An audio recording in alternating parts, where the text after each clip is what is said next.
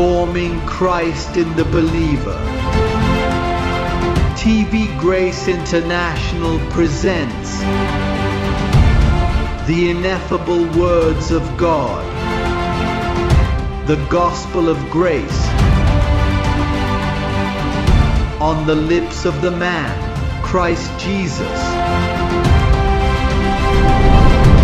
Abba Father.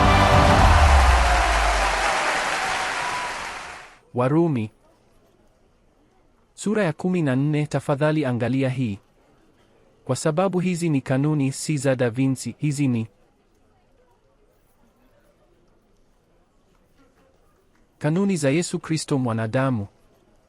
Hiyo ilikuwa imefunikwa ili mtu yeyote asione. Na unajua kwamba hakuna mtu ameweza kueleza kwamba katika miaka 2000 na imeandikwa. Tazama inavyosema hapo. Anasema kwa sababu Kristo alikufa kwa ajili ya hili, na nini kilitokea? Na kisha alifanya nini? Alirudi nini? Kuwa Bwana wa nani basi?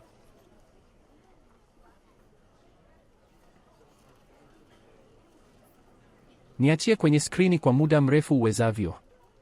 Mhandisi wa sauti? Au ni nani mwenye mamlaka?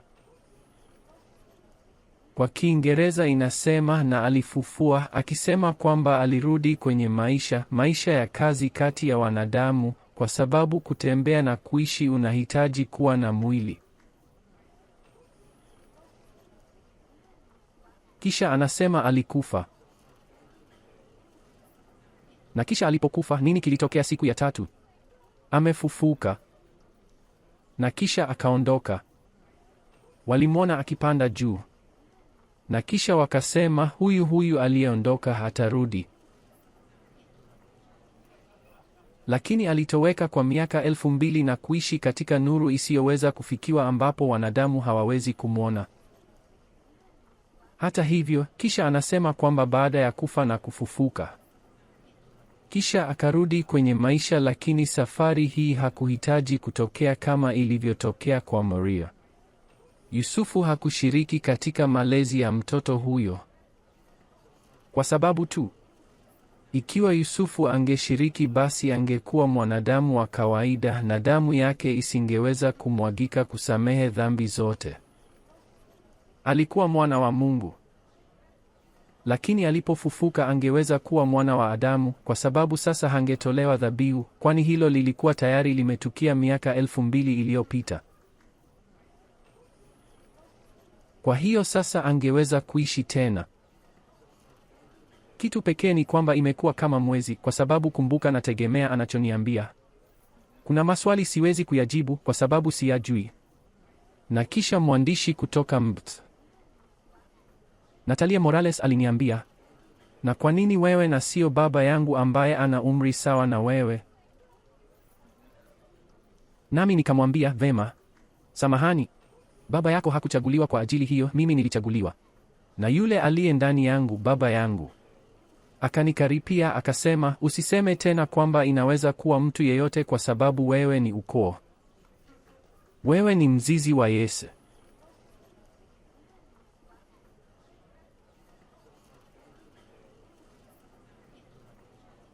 Lakini basi nilihitaji kugundua mizizi yangu.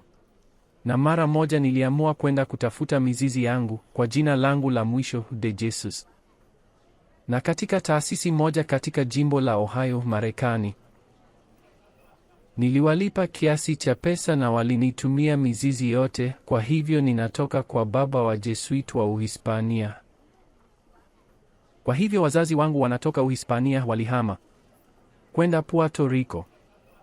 Lakini basi sina budi kuhitimisha kwamba Yesu wa Nazareti alipotembea kati yao, nyakati fulani walimwambia, Mwana wa Daudi, nihurumie.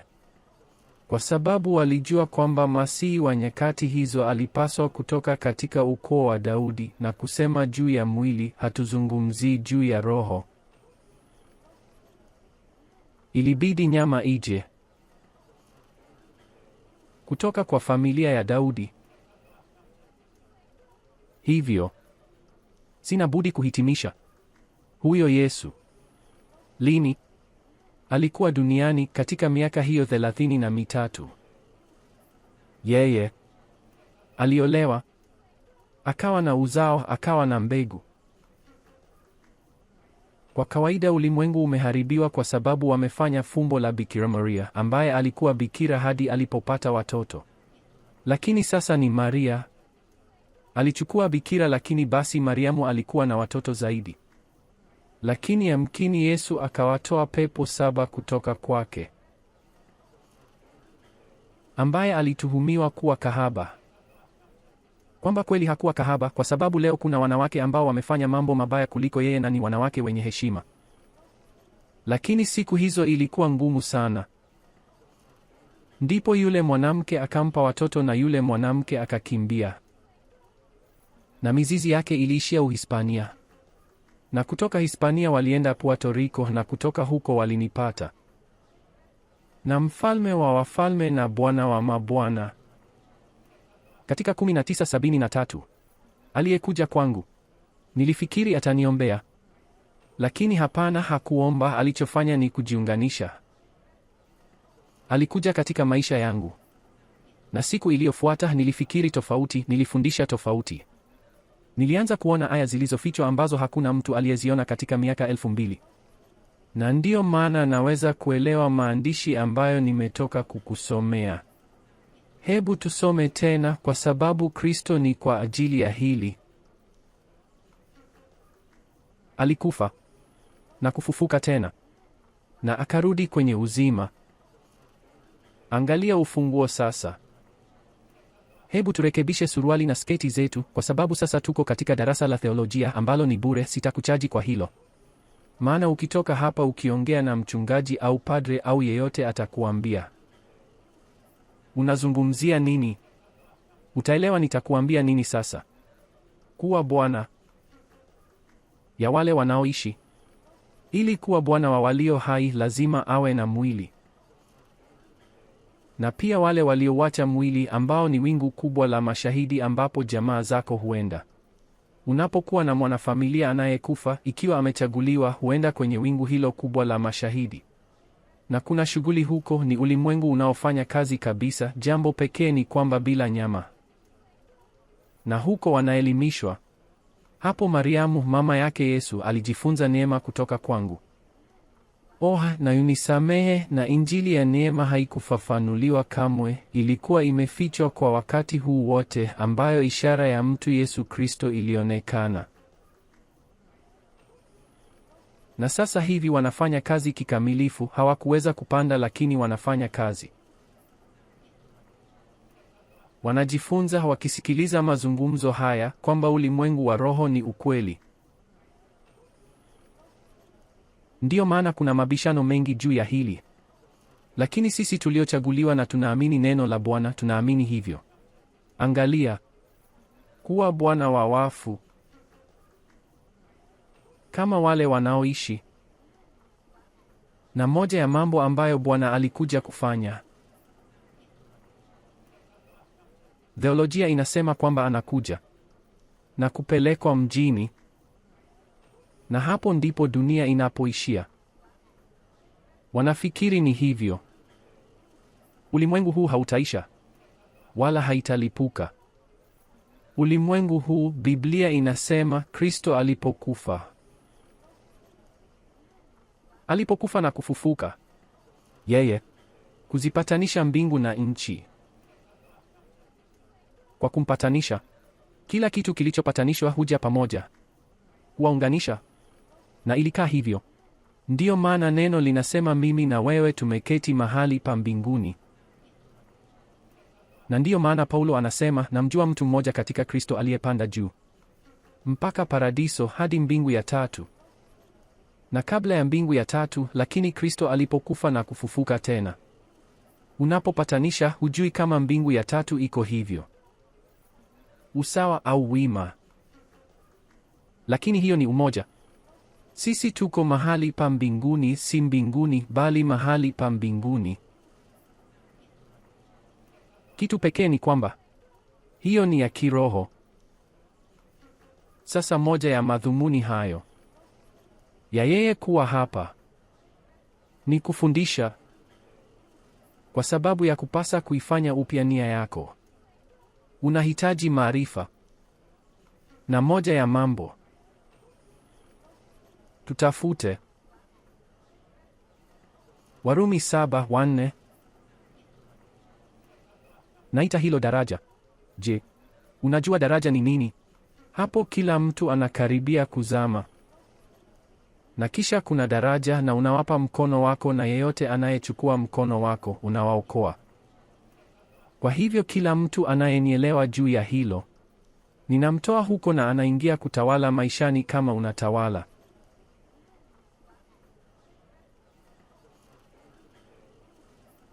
Tazama asemavyo, ndivyo ninyi nanyi, ndugu zangu. Umekufa kwa nini? Nini huipa dhambi nguvu? Na ikiwa mmeifia sheria, je, mnaweza kupatikana katika dhambi? Angalia Mungu alitumia nini ili kuwaweka huru mbali na dhambi, ili msiwe na lawama, msije mkaonekana katika dhambi. Ili wewe uwe roho mkamilifu, hili lilipaswa kutokea. Anasema vivyo hivyo na ninyi, ndugu zangu, mmeifia sheria kwa njia gani? Kupitia Roho ya Kristo. Pazia, nyama, mwili huo ambayo Mungu aliyafanya tumboni mwa Mariamu. Aliitumia kwa sababu sheria ilipaswa kulipwa, kwa sababu kila mtu alikuwa amefanya dhambi. Hakuna mtu angeweza kuzishika amri 10. Kwa hiyo ilimbidi apeleke mwili uitwao Yesu wa Nazareti ukafe, ili kumwondoa Musa, kuondoa kile kinachokuhukumu, kuondoa ushahidi, ili unapowacha mwili huu uwe na usalama.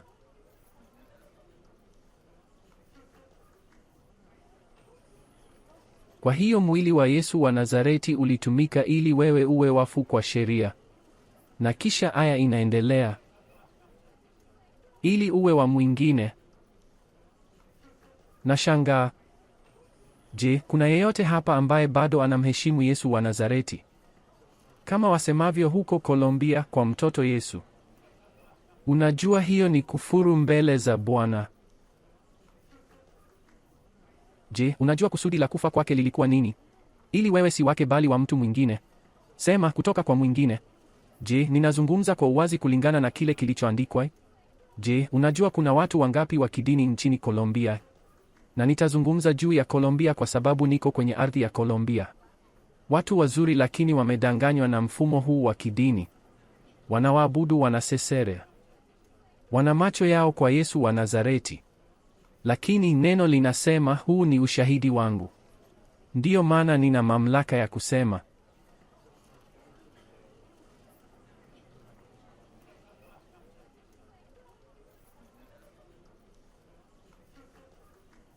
Unajua kwamba wito wa Yesu wa Nazareti uliishia msalabani. Imekwisha, nimemaliza kazi yangu. Lazima nimalize yangu. Na kazi yangu ni wewe kuyaondoa macho yako kwa Yesu wa Nazareti. Lakini unajua jinsi ilivyo rahisi kutonielewa na kusema kwamba mtu ni mpinga Kristo. Hataki tumpende Yesu wa Nazareti. Sio kwamba nataka, ni kwamba mkataba unasema kwamba tayari ametimiza kusudi lake. Alikuwa pazia lililotumika kukupeleka wapi? Kwa mwingine. Sema, mimi ninatoka kwa yule mwingine.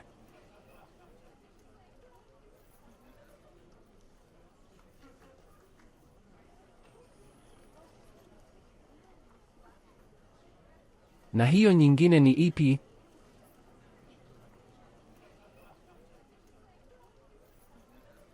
Ukweli kwamba alifufuka kutoka kwa wafu, ambaye sasa anaishi ndani yangu. Ambaye sasa anaishi ndani yangu. Lakini angalia, mwisho ni nini? Kwamba unavuka daraja hilo ili mpate kuzaa matunda kwa ajili ya kanisa la Baptisti, kwa kanisa la Kiinjilisti, kwa Wamormoni, kwa Papa. Matunda kwa nani? Hapo ndipo unapoanza kwa mara ya kwanza. Hapo ndipo malaika huamsha kwa ajili yako na kuanza kukuambia, nipe amri kwa sababu tuna shauku ya kukutumikia. Unahitaji nini? Afya. Unahitaji nini? Pesa. Unahitaji nini? Na mara malaika wanaanza kuona utii wako, malaika huanza kukutumikia.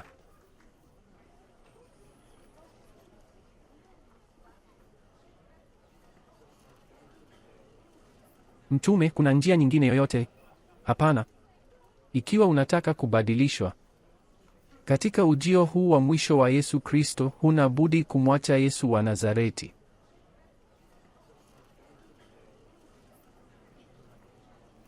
Kama ningekusomea muktadha wa aya hizo. Nilisoma ya 4, lakini kuna 1, 2 na 3. Muktadha wa hilo. Anasema, hiyo Musa alikuwa mume wako wa kwanza.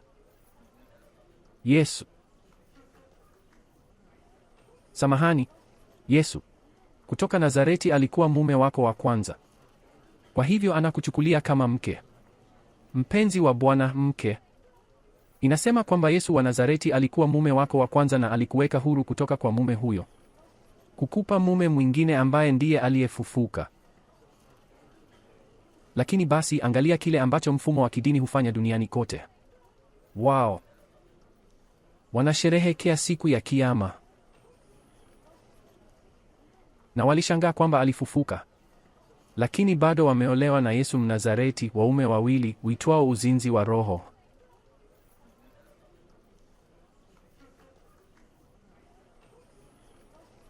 Na hakuna wawili, lazima uolewe na mume. Je, unajua wanaume wawili katika nyumba ya mwanamke mmoja ni nini? Yesu wa Nazareti hakuwa Mkristo. Hakuwa Mkristo, alikuwa Myahudi, alikuja kutimiza sheria. Mitume 11 hawakuwa Wakristo. Kwa kweli Petro hakuwa Mkristo kamwe, Papa wa kwanza hakuwa Mkristo kamwe. Wala si ya mwisho pia, kwa sababu ili kuwa Mkristo lazima uwe wa mwingine, sio wa kwanza. Kwa sababu ukimwangalia Yesu wa Nazareti, unamtazama Myahudi. Ndiyo maana sasa, baada ya mtume kumwondoa Yesu wa Nazareti kutoka katikati yenu, kisha anakuambia kwamba unapaswa kuondoa kitu kingine kutoka katikati. Waebrania sura ya 6 mstari wa 1 na wa 2. Ndiyo maana Yesu Kristo alikuja mtu. Kazi yangu, ikiwa sitafanikiwa wasilisha hii kwako, sifanyi chochote na wewe. Sasa kama naweza kuifanya, na wewe ni mjuzi na unapenda ukweli, zaidi ya yote unapaswa kupenda ukweli. Ikiwa haupendi ukweli, inaingia kwenye sikio moja na kuondoka. Kuna maanisha nini?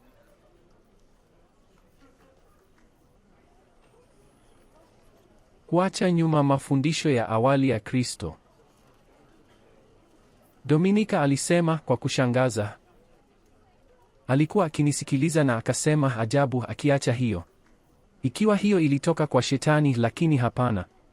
Anasema akiacha mafundisho ya Kristo. Mtu mzuri, msikilizaji mzuri, anasema bila shaka, ikiwa Kristo hakuwa Mkristo, alikuwa Myahudi, mafundisho yake yalikuwa ya Kiyahudi, lazima yawekwe kando. Kuacha mambo ya msingi nyuma. Kutoka kwa mafundisho ya Kristo tunakwenda wapi? Na ukamilifu ni nini? Unapovuka daraja na uko upande mwingine. Na ina maana gani kwamba uko pamoja na Yesu wa Nazareti na pamoja na mafundisho yake? Kwamba wewe ni katika kutokamilika. Na ukimwacha Yesu wa Nazareti na mafundisho yake, itakuwaje kwako? Kwamba unaenda kwenye ukamilifu. Ndivyo ilivyotokea kwako. Ndiyo maana una furaha sana. Ndiyo maana hujui kilichotokea kwako, na ndiyo maana hakuna kinachoweza kukuzuia.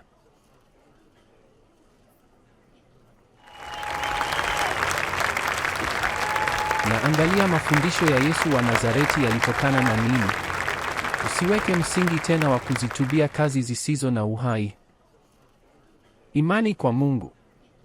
Ya mafundisho ya ubatizo. Niambie kitu, ulibatizwa? Ulibatizwa ili ukifa usiende kwenye limbukeni. Ndiyo maana hatubatizi kwa sababu tuko katika ukamilifu. Ubatizo ni nini? Sema rudiment. Kwa mfano, nataka kuwasiliana na Martin. Kwa hiyo namwambia Martin, tazama, nina ujumbe mdogo wa kukupa. Lakini kwa kuwa simu haipatikani, hakuna simu, hakuna faksi. Nilichokifanya ni kumtumia njiwa mtiifu sana, nikauchomeka ule ujumbe kwenye mguu wa njiwa na kuutuma nikitarajia ungemfikia Martin. Je, si bora kutuma faksi au barua pepe kwa kutumia mtandao? Naam, ikiwa uko pamoja na Yesu wa Nazareti, uko pamoja na njiwa.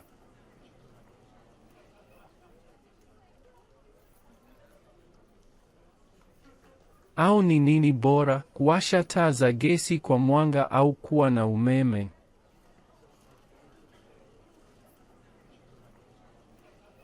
Taa ya gesi ni rudiment. Umeme ni bora. Kisha anasema juu ya mafundisho ya ubatizo, ya kuwekewa mikono. Niliulizwa jana hapa Colombia, unapomwekea mtu mikono unamponya? Nikamwambia hatumwekei mikono. Kwa nini alisema hivyo? Mwanaume msomi aliniuliza, lakini jambo ni kwamba anachojua ni mambo ya msingi. Halafu kama kwenye televisheni unachokiona ni watu kuwekea mikono, kukemea na mafuta ya upako. Kuwekewa mikono. Aliniuliza, lakini hufanyi hivyo. Niliacha mambo ya msingi, nitawekaje mikono juu yako? Na unafanya nini ili kufanya miujiza? Sifanyi miujiza. Ninakupa maarifa na wewe mwenyewe unafanya muujiza.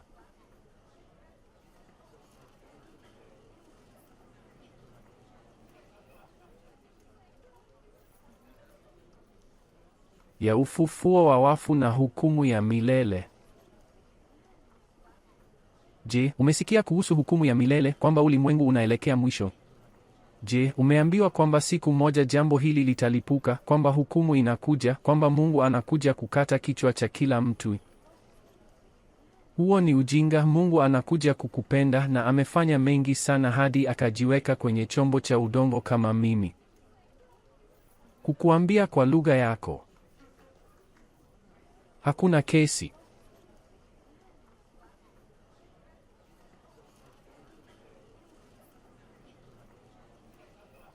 Kwa hiyo tayari tumezungumza juu ya kuliondoa pazia la Yesu wa Nazareti, la kuondoa misingi ya mafundisho yake.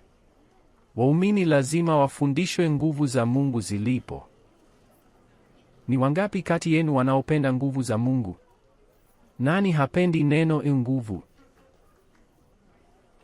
Hebu tuangalie Warumi 1:16 tuone nguvu za Mungu ziko wapi. Warumi 1:16. Kwa sababu sioni aibu. Kwa nini? Ni nini?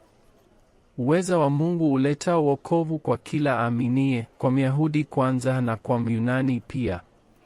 Maana katika Injili haki ya Mungu inadhihirishwa toka imani hata imani, kama ilivyoandikwa.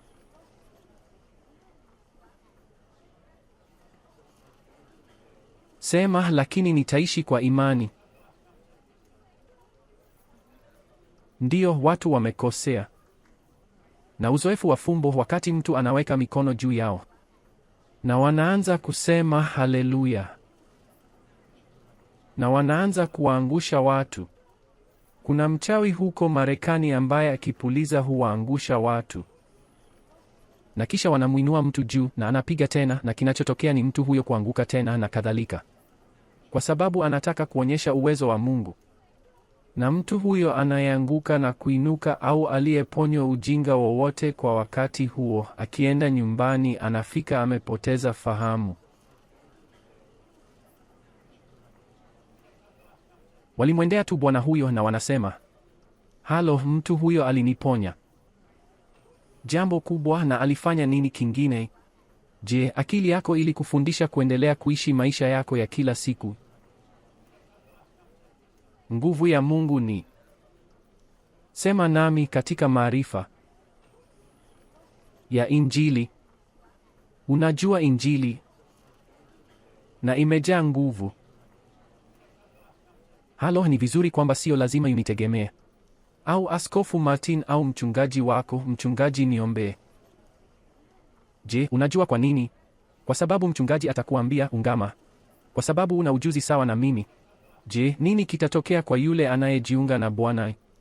Mungu haitoi roho yake kwa vipimo. Sote tunafanana hapa, hakuna aliye zaidi ya mwingine hapa, sote tuko sawa, nikiwemo mimi. Ikiwa chombo hiki cha udongo kiitwacho Jose Luis de Jes Miranda hakitii kile kilichoandikwa, atalipa matokeo. Kwa sababu hukumu inaanzia nyumbani. Na nimelipa matokeo, nimeona. Nami nafurahi kujua mimi ni nani katika mwili na mimi ni nani katika roho.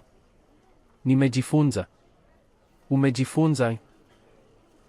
Kwa hiyo unapomwona ndugu mdogo kama huyo, mwache kwa muda na kusema, kama Kristo alivyotusamehe, tusameheane sisi kwa sisi. Kwa sababu ni kwetu. Miili yetu imeumizwa majumbani mwetu. Familia zetu, haijalishi ni nzuri jinsi gani, wametuumiza kwa mila zao, kwa mafundisho mabaya, si kwa Injili. Walitufundisha kwa jina la Mungu wametufundisha aina 20,000 za mafundisho ambayo yametudhuru sana. Ni ya kidini.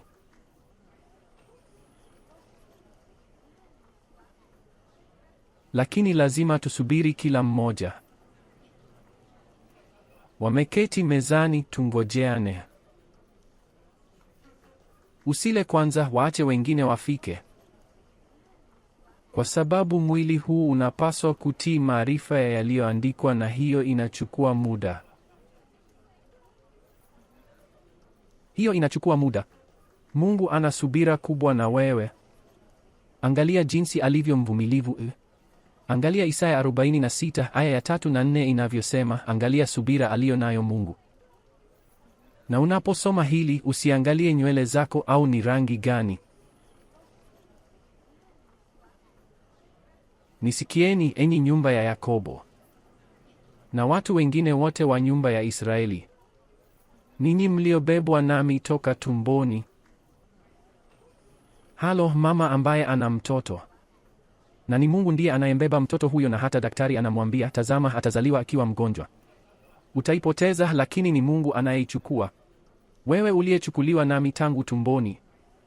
Wale miongoni mwenu waliochukuliwa kutoka tumboni, hao ndio walioandikiwa.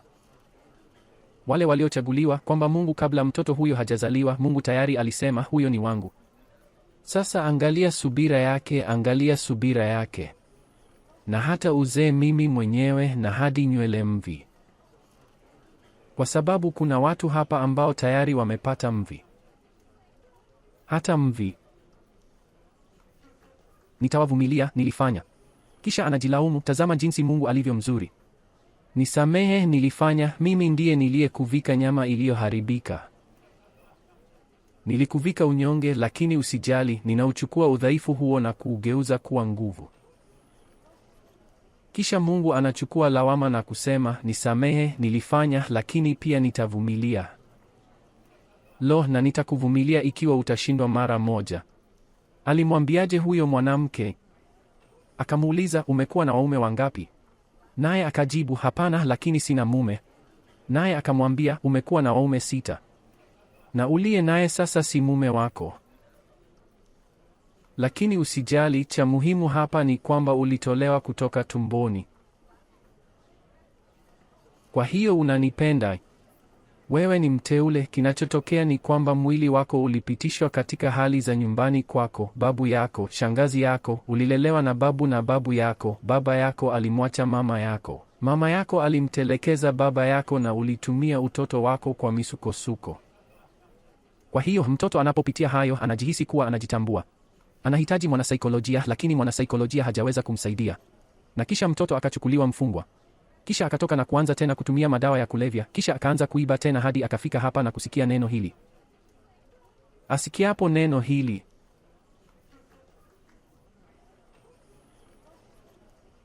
kwa heri dhiki. Tunayo sayansi. Angalia. Idara ya marekebisho ya Marekani ilituomba ruhusa ya kuchukua kila kitu tunachofundisha na kukipeleka katika magereza ya shirikisho.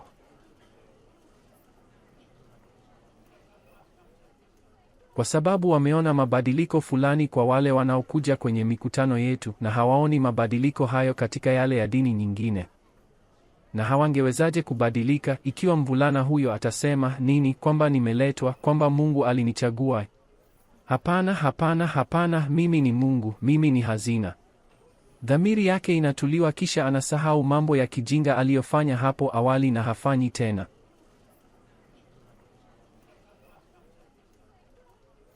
Sema Injili ni uweza wa Mungu, na ninaipenda. Nataka kwa maisha yangu, kwa watoto wangu, kwa taifa langu. Barua ya kwanza kwa Wakorintho sura ya 4 mstari wa 5.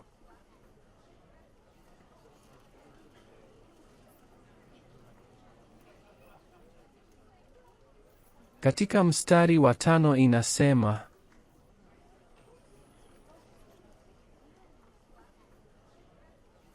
basi msihukumu kitu kabla ya wakati wake, hata ajapo Bwana, ambaye naye atayafichua mambo yaliyositirika ya giza, na itadhihirisha makusudio ya nyoyo.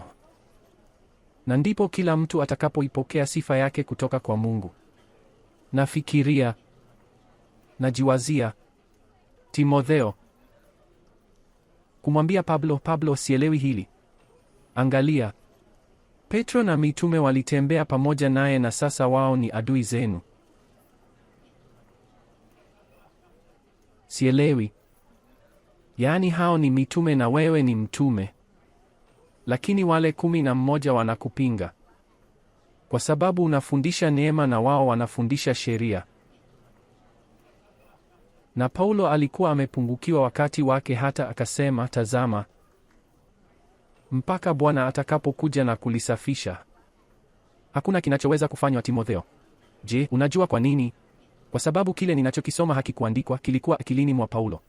Nilichoweka hapo, waraka wa kwanza kwa Wakorintho, hakikuandikwa. Hiyo ilikuwa uzoefu. Kilichoandikwa ni maandiko, lakini si Injili. Kisha Bwana alipaswa kuja na kufafanua. Angalia undani huu. Hebu tuangalie barua ya pili kwa Wakorintho sura ya 3 mstari wa 14. Kwa nini hawakuelewa?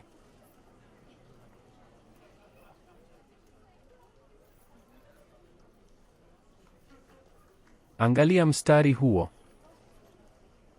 Wakati hayo yalipoandikwa, hiyo iliandikwa kwenye mafunjo, haikuandikwa kama ilivyo sasa. Je, ni wangapi kati yenu walio na Biblia katika nyumba zenu?